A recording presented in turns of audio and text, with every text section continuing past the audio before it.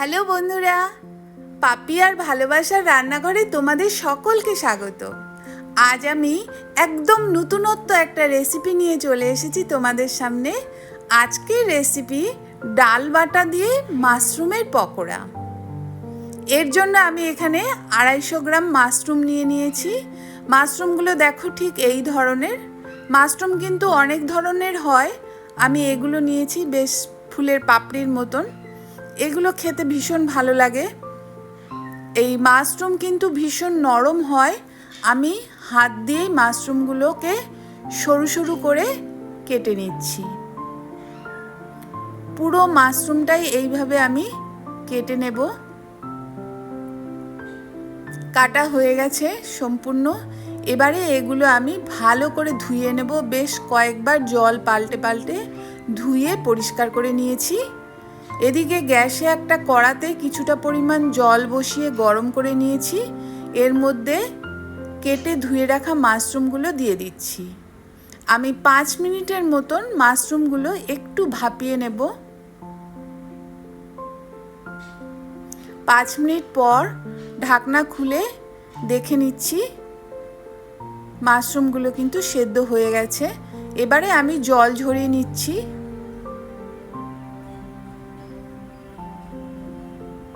দেখো সুন্দর সেদ্ধ হয়ে গেছে। এতে রান্নাটাও কিন্তু তাড়াতাড়ি হয়ে যাবে। এদিকে আমি এক ছোট বাটি মুসুর ডাল নিয়েছি। ডালগুলো প্রথমেই আমি বেশ ভালো করে ধুয়ে পরিষ্কার করে নিয়ে তারপরে পরিষ্কার জলে আমি আধ ঘন্টা ভিজিয়ে রেখেছিলাম। আধ ঘন্টা পর ডালগুলো বেশ একটু ফুলে গেছে।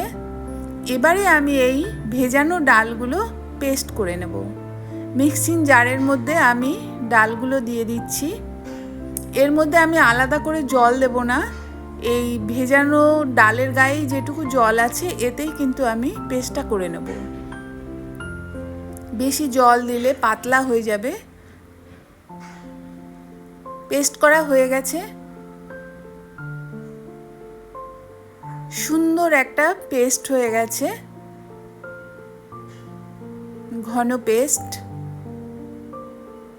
একটা বাটির মধ্যে আমি পুরো পেস্টটা ঢেলে নিচ্ছি।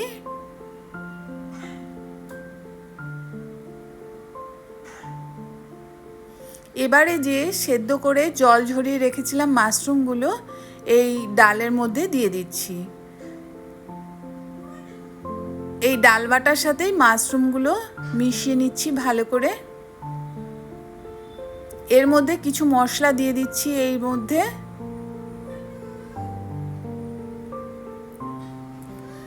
আমি 3টে কাঁচা লঙ্কা কুচি করে নিয়েছি আর 1 চামচ গোটা জিরে দিয়ে দিলাম। স্বাদ মতন নুন দিয়ে দিচ্ছি। হলুদ হাফ চামচেরও কম দিয়ে দিলাম। লঙ্কার গুঁড়ো দিয়ে দিচ্ছি হাফ চামচ, বেশ একটু ঝাল ঝাল হবে।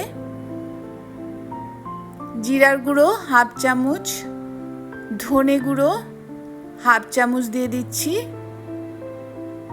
আর দিয়ে দিচ্ছি সামান্য একটু চিনি। চিনিটা অপশনাল, যারা পছন্দ করে না চিনি তারা কিন্তু এটা বাদ দিয়ে দিতে পারে।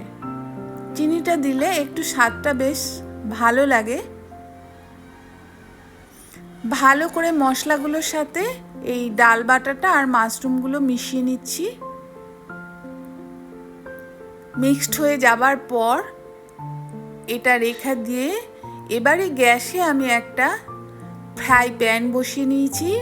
এটা ভালো করে গরম করে নিয়ে তারপর এর মধ্যে আমি সাদা তেল দিয়ে দিচ্ছি। বড় চামচের 4 চামচের মতন তেল দিয়ে দিলাম।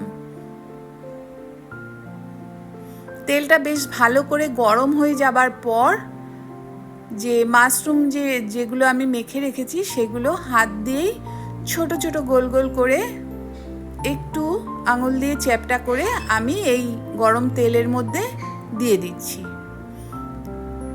যে কটা ধরে সে কটা দিয়ে প্রথমে আমি ভেজে নেব, তারপরে বাকিগুলো আবার ভেজে নেব।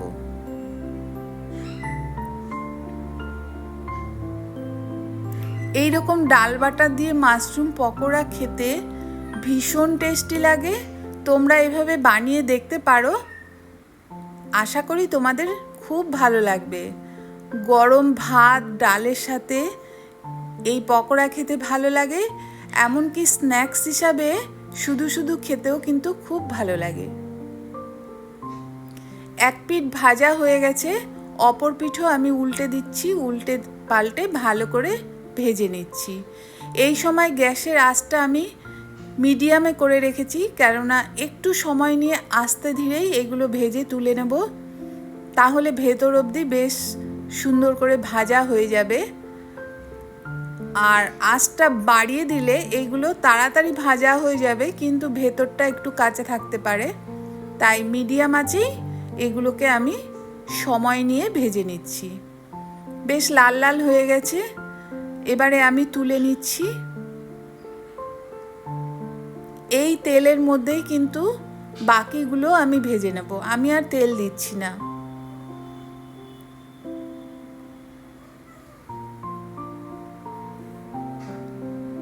আবারও সবগুলো দিয়ে একইভাবে আমি ভেজে তুলে নেব।